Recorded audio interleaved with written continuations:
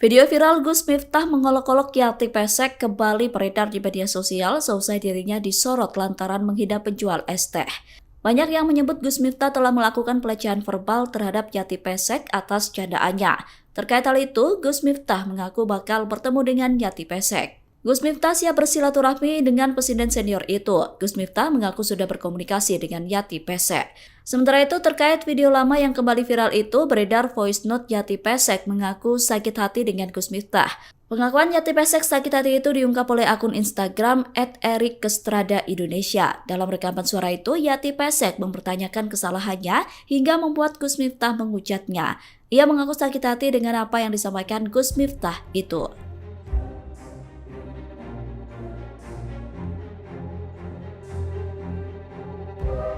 Download Tribun X sekarang, menghadirkan lokal menjadi Indonesia.